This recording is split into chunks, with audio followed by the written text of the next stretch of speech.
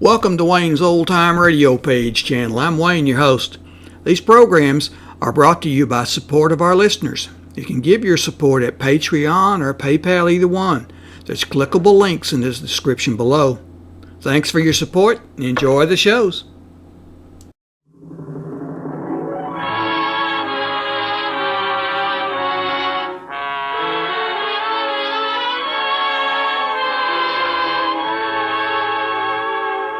Astor presents the Screen Guild Players.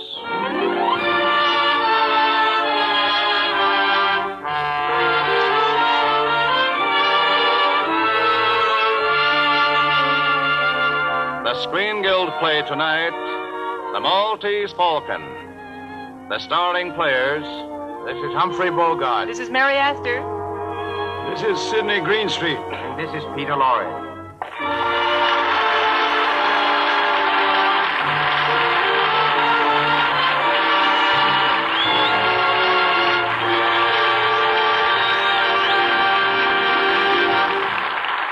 Tonight, Lady Astor presents the Screen Guild Players in Warner Brothers' sensational mystery story, The Maltese Falcon. It stars Humphrey Bogart as Private Detective Sam Spade, Mary Astor as Miss Wanderley, Sidney Greenstreet as Kasper Gutman, and Peter Lorre as Joel Cairo.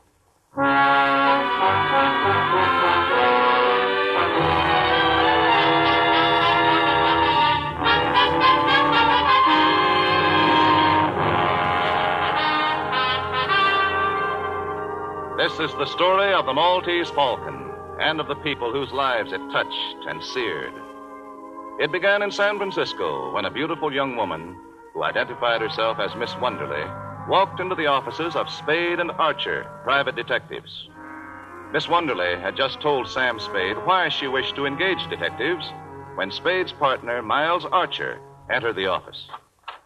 Oh, excuse me, Sam. No, it's all right, Miles. Come in. Miss Wanderley, this is Miles Archer, my partner. How do you do? Oh, I'm pleased to meet you. Miss Wanderley's sister ran away from New York with a fellow named Floyd Thursby. They're here in San Francisco. Miss Wanderley has seen Thursby and has a date with him tonight. Maybe he'll bring the sister with him. The chances are he won't.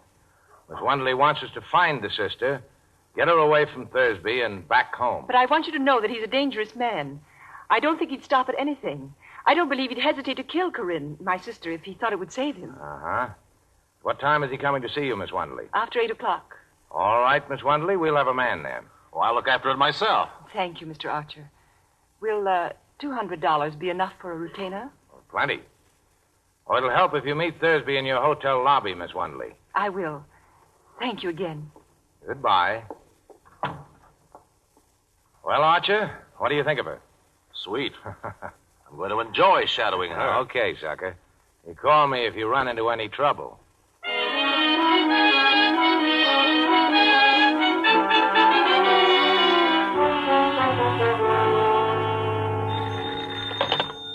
Hello? Yes, this is Spade. This is Lieutenant Dundee, Spade. What's on your mind, Copper? I thought you might be interested in knowing that your partner, Archer, was found in an alley near the St. Mark, shot through the heart from close range. Blast burned his coat. Coming down for a look at him before he's moved? No. You've seen everything I could. His gun was tucked away on his hip. It hadn't been fired. His overcoat was buttoned. Was he working, Sam? Well? He was supposed to be tailing a fellow named Floyd Thursby. What for? Now, don't crowd me. I'll see you after I break the news to Archer's wife. I'll be there in a couple of hours.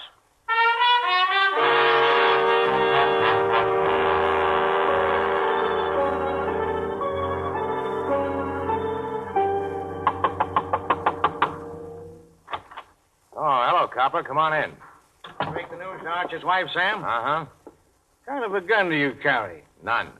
I don't like 'em much. You don't just happen to have one on you. Search me. Turn the dump upside down if you want to. I won't squawk if you got a search warrant. Why were you tailing Floyd Thursby, Sam? I wasn't. Archer was. For the swell reason that we had a client who was paying good money to have him tailed. Who's the client? Sorry, I can't tell you that. You didn't go to Archer's house to tell his wife. I called up and the girl from your office was there, and she said you told her to go. What are you leading up to? Just this, Spade. Floyd Thursby was shot down in front of his hotel about a half an hour after I talked to you. Oh. I came into my apartment just a few minutes ahead of you. I was walking around thinking things over. I knew you weren't here. I tried to get you on the phone. Where'd you walk to? Just around. Thursby die? Yeah. How'd I kill him? I forget. He was shot 4 times in the back. Hotel people know anything about him? Nothing. Except he'd been there a week. Alone? Alone. You find out who he was? What his game was? No, I thought you could tell me that. I've never seen Thursby dead or alive. Now, look, Spade. You know me. If you did get Thursby, you'll get a square deal from me. And most of the breaks. I don't know that I'd blame you a lot.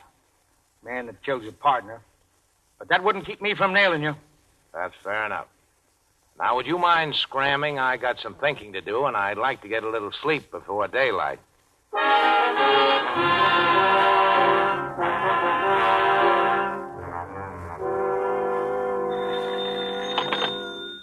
Hello?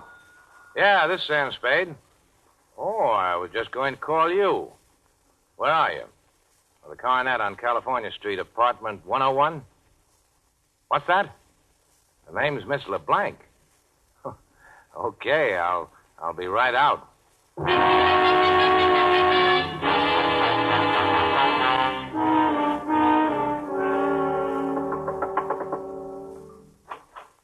Good morning.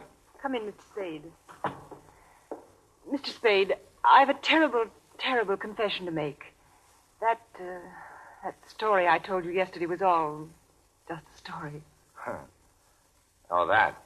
Well, we didn't exactly believe your story, Miss, is your name Wanderley or LeBlanc? It's really O'Shaughnessy, Bridget O'Shaughnessy. Oh.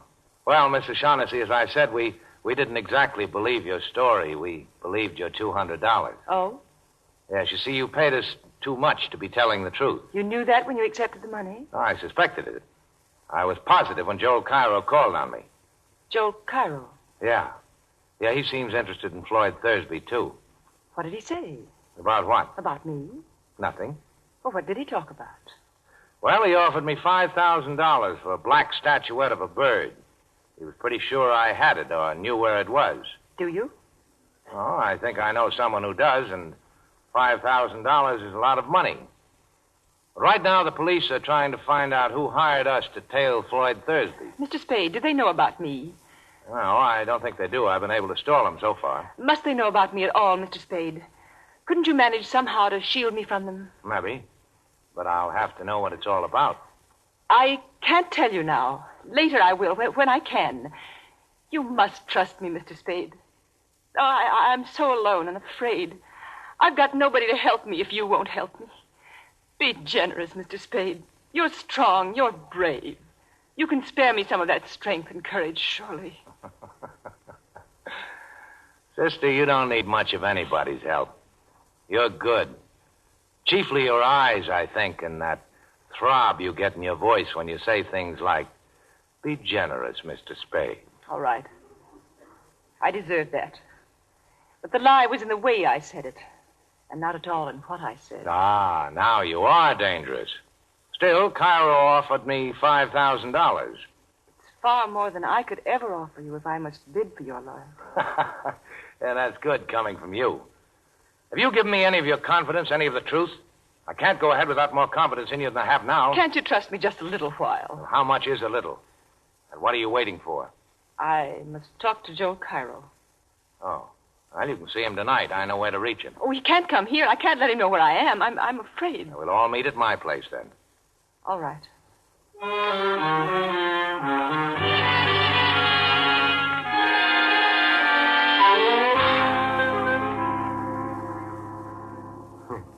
I'm delighted to see you again, Miss O'Shaughnessy. I was sure you would be, Joe. Mr. Spade told me about your offer for the Maltese Falcon. How soon can you have the money ready? Oh, it is ready. You are ready to give us $5,000 if we turn the Falcon over to you? I shall be able to give you the money as soon as the bank opens in the morning. But I haven't got the Falcon. Then why did you send for me? Because I'll have it in another week. Yes? Where is it? Where Floyd hid it. If you know where he hid it, why must we wait a week? And why are you willing to sell it to me? I'm afraid, after what happened to Floyd, I'm afraid to touch it except to turn it over to somebody else right away. Exactly what did happen to Floyd? The fat man. Gutman? Is he here? I don't know. I suppose so. If you two let me interrupt for a second, I can answer that. Gutman is here How do you know? because he called me and asked me to see him. Have you? Not yet. I thought that after our friend Cairo here left, I'd find out just how you and I stand before I took on any more clients.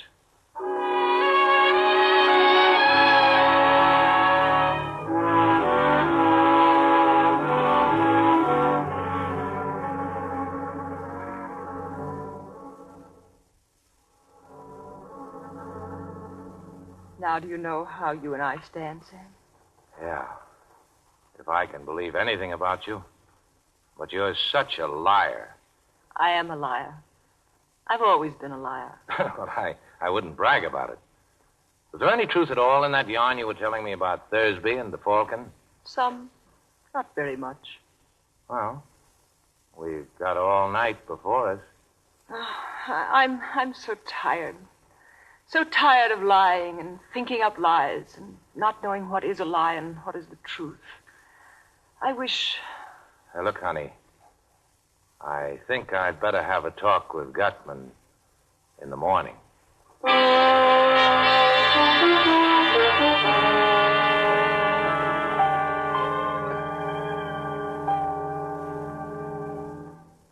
Now, Mr. Gutman, shall we talk about the Falcon? Oh, by all means, Mr. Spade. But first, sir, answer me a question. Are you here as Miss O'Shaughnessy's representative? Well, there's nothing certain about it either way yet. It depends. Maybe it depends on Joel Cairo. Maybe. The question then, Mr. Spade, is which you'll represent. It'll be Miss O'Shaughnessy or Mr. Cairo.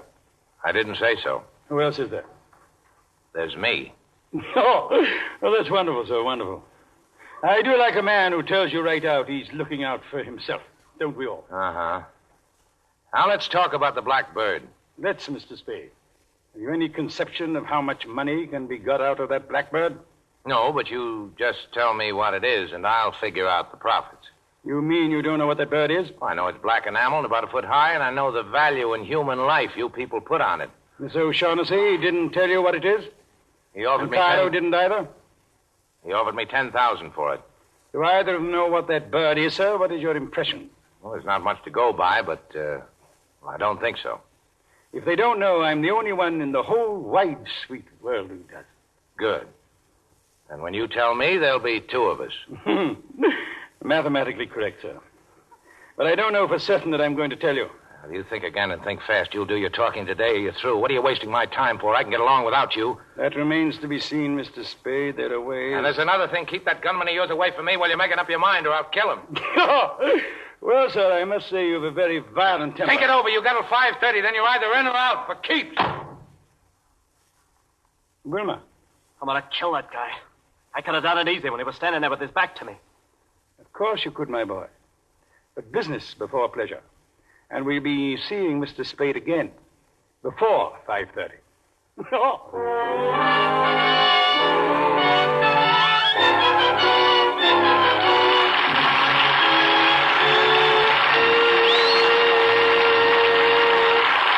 So ends Act One of The Maltese Falcon, starring Peter Lorre, Sidney Greenstreet, Mary Astor, and Humphrey Bogart.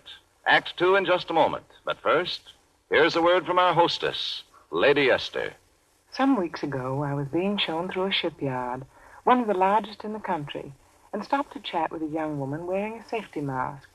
It gave her a stern, rather severe look, but when she removed the mask to chat with me, she was young and blonde and very lovely. Her skin looked so dainty and fresh that I just couldn't resist saying, "My, you look as though you just stepped out of a bandbox." She laughed and said, "Oh, I've been on the job since early this morning, and I haven't even had time to repowder my face. But after all, I do use your powder, you know." Of course, she's only one of millions of busy, important women who use Lady Astor face powder, partly because of its remarkable clinging quality. They explain that when they use Lady Astor face powder, they have the comfortable feeling that their skin always looks smooth and fresh, never streaked, caked, or shiny. But that's only one of the reasons why more lovely women now use Lady Astor face powder than any other kind. There are two other important reasons.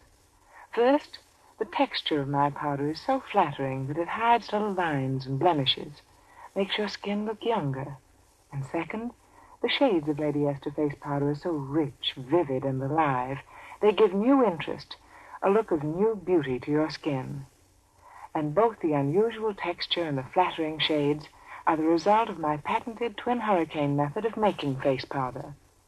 So if you'd like to have your skin look softer, smoother, younger, and look that way for hours at a time, just try Lady Esther face powder.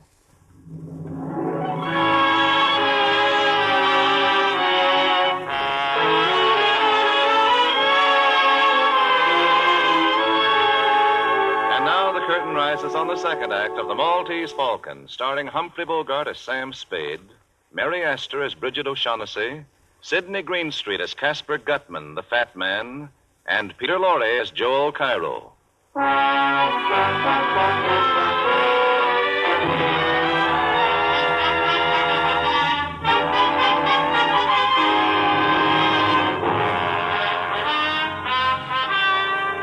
Late in the afternoon, following Sam Spade's visit to Gutman's apartment, a dying man staggered into Spade's office and collapsed on the floor. He died before he could speak to Spade, but his papers identified him as Captain Jacoby of the steamship La Paloma, and clutched to his bullet-torn chest was the Maltese Falcon. After depositing the Falcon in a railroad station check room and mailing the identification check to his private post office box, Sam met Bridget O'Shaughnessy and took her to his apartment. You know, Sam, I never would have placed myself in this position if I hadn't trusted you completely. Oh, that again? But you know that's so. You don't have to trust me as long as you can persuade me to trust you. But Sam, darling. Well, I think we better let it go at that until we see what happens after Gutman gets here. The fat man? Here? Certainly, why not? Anyway, that should be him. So it's too late to change our plans. I'll be right back. Oh, hello, Gutman. Good evening, sir. I see you brought company. I can understand the gunman, but I didn't know Cairo was a friend of yours. No, we're old acquaintances. Now that we're all here, let's go in and sit down and be comfortable and talk. Oh, sure. Come on in. Now, look, Angel. Gutman brought a couple of friends along. Good evening, Mrs. O'Shaughnessy. Hello, Joe. You look unusually charming this evening, my dear. Thanks. The gunsel doesn't talk, Angel. Get away from me, punk. Stand still and shut up. Listen, you're not going to frisk me, touch me, and I'm going to make you use that gun. Ask your boss if he wants me shot up before we talk. Never mind, Wilma. Oh, you're certainly a most headstrong and unpredictable individual, Mr. Spade. Now, why did you send for me? You ready to make the first payment and take the Falcon off my hands? The Falcon? That's right, Angel. I've got it. Well, sir, I have in this envelope $10,000. 10,000? Oh, we were talking about more money than that. Yes, sir, we were, but there are more of us to be taken care of now. Well, that may be, but I've got the Falcon. I shouldn't think it would be necessary to remind you, Mr. Spade, that though you may have the Falcon, yet we certainly have you. Yes, I'm trying not to let that worry me, but let the money wait. There's another thing to be taken care of first. We've got to have a fall guy. I beg your pardon? Police have got to have a victim, somebody they can stick for those 3 murders. Two. Only 2 murders, Mr. Spade. Thursby undoubtedly killed your partner. All right, 2 then. Now, the point I've got to give the police, a victim when the time comes. If I don't, I'll be it. Let's give him Wilmer here. Why, you dirty He rat. actually did shoot Thursby and Jacoby, didn't he? Anyway, he's made to order for the part. Let's turn him over to them.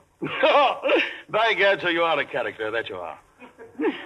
There's never any telling what you'll say or do next, except that it's bound to be something astonishing. Well, it's our best bet. With him in their hands, the police will forget the rest of us. Your plan is not at all practical, sir. Let's not say anything more about it. All right. I have another suggestion. Let's give him Cairo. Well, by God, sir. Suppose we give him you, Mr. Spade, or Mrs. Shaughnessy. How about that, huh? Sam, you wouldn't. You people want the Falcon, I've got it. The fall guy is part of the price I'm insisting on. You seem to forget you're not in a position to insist on anything. No? If you kill me, how are you going to get the Falcon? By God, sir, you are a character. Well? Well, what else can I do? I'm sorry, Wilma. Terribly sorry. I want you to know that I couldn't be any fonder of you if you were my own son. But, well, if you lose a son, it's possible to get another. And there's only one Maltese Falcon. You rat, I'll kill you for this. Thank you, Mr. Spade. When you're as young as Wilma, one simply doesn't understand these things. And how about some coffee, Bridget? Put the pot on, will you? I don't like to leave my guests. Surely. Anything to get out of here. Now, sir, let's get down to business. I ought to have more than 10,000. Of course, sir, you understand this is the first payment. You still don't understand the Falcon's worth. Well, a black enamel bird can't be worth millions. But it is. Otherwise, I should not have spent 17 years of my life trying to acquire it. The black enamel you refer to, sir, is merely camouflage, covering a solid gold bird encrusted from head to foot with the finest jewels. Okay. So I get millions later.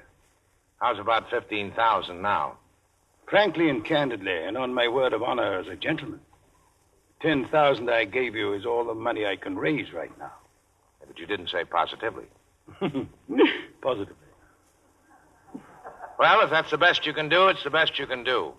But it's understood the punk has to stand as the fall guy. That is part of our agreement, sir. Okay, I'll make a phone call. The Falcon will be here in an hour.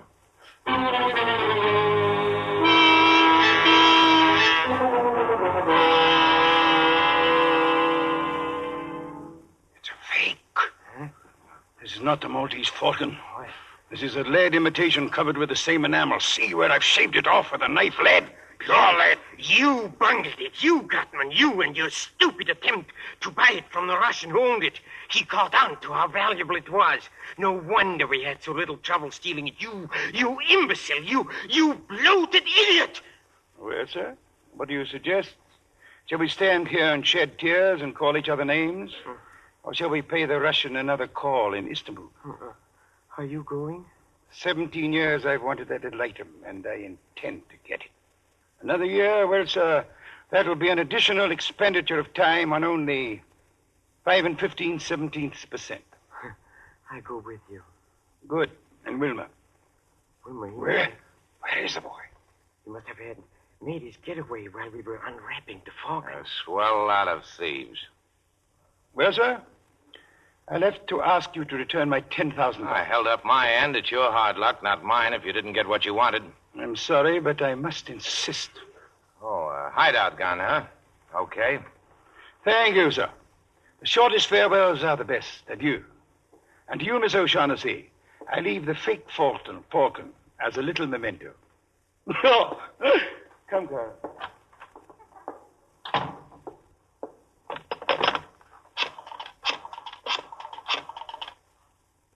Hello, police department. Lieutenant Dundee there. Put him on. Tell him Sam Spade's calling. Now,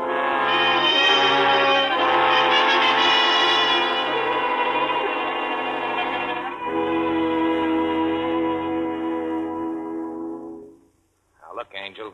Gutman and Cairo will talk when the cops nail him about us. We've only got minutes to get set for the police. Now, give me your whole story fast. Well, where shall I begin? The day you first came to my office. Why did you want Thursby shadowed? I suspected him of betraying me to Gutman, and I wanted to find out. That's a lie. Gutman tried to make a deal with him.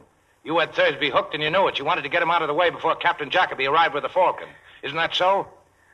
What was your scheme? I thought if he saw someone following him, he might be frightened into going away. Now, look, Archer hadn't many brains, but he wasn't clumsy enough to be spotted the first night. You must have told Thursby he was being followed. I told him, yes. But please believe me, Sam, I wouldn't have told him if I'd thought Floyd would kill him. If you thought he wouldn't kill Archie, you were right, Angel. Didn't he? Arch had been a detective too long to be caught shadowing a man up a blind alley with his gun tucked away in his hip and his overcoat buttoned. But he'd have gone up there with you, Angel. He was just dumb enough for that. Sam. And then you could have stood as close to him as you liked, there in the dark. Put a hole through him with a gun you'd gotten from Thursby that evening. Don't talk to me like that, Sam. You know I didn't. Now, the police will be blowing in any minute now, Angel. Talk. Oh, why do you accuse me of such a terrible... Why did you shoot Archer? You thought Thursby would tackle him and one or the other would go down. If Thursby was killed, then you were rid of him. If it was Archer, then you could see that Thursby was caught. Was that it? Something. And when you find like out that Thursby didn't mean to tackle Archie, you borrowed the gun and did it yourself, right? I guess so. I know so. You didn't know Gutman was here looking for you until you learned Thursby was shot. Then you needed another protector. So you came back to me. Yes, but... No, sweetheart, it wasn't only that. I would have come back to you sooner or later. From the very first instant I saw you, I knew that... Ah, you angel. Well, if you get a good break, you'll be out of San Quentin in 20 years. Sam, you're not... Yes, Angel. I'm going to send you over. But if they hang you, I'll always remember you. Don't, Sam. Don't say that. Even in fun. It's not fun. I happen to be in the detective business, and you killed my partner. Bad business to let the killer get away with it. Bad for every detective in this country. You're taking the fall. You've been playing with me. Only pretending you cared. To trap me like this. You didn't care at all. You don't love me. I think I do. But what of it? I won't play the sap for you. You know it's not like that. You can't say that. I am saying it. You know down deep in your heart, you know that in spite of everything I've done, I love you. I don't care who loves who. You killed Archer. You're going over for it. Come in. Oh, hello, Copper. Hello, Sam. You get Gutman in Cairo? We got Cairo. Gutman's dead. Kid Wilmer had just finished shooting him when we got there. So I ought to have expected that. You better put the cuffs on Angel, Copper. We're taking her down to the station. What charge? Sam. Murder. She shot Miles Archer. Oh, and you better bring that black bird along, too, Copper. It's part of the evidence against Cairo. Hey, this is heavy. What's it made of? The stuff that dreams are made of.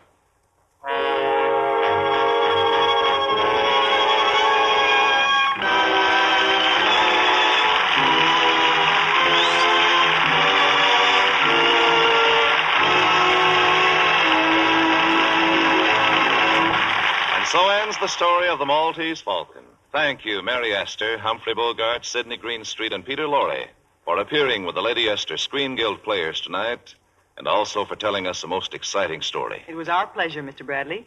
We all had a wonderful time making the picture, and the radio version tonight brought back some wonderful memories. Then, too, knowing that the benefits from these programs support the Motion Picture Country House and Clinic give us an added incentive. And now, before we tell you about next week's program, here's a word from one of America's best-known beauty authorities, Lady Esther. Thank you, Miss Astor. Ladies, you know it's surprising the number of letters new users of Lady Esther face powder have sent me in the last few months.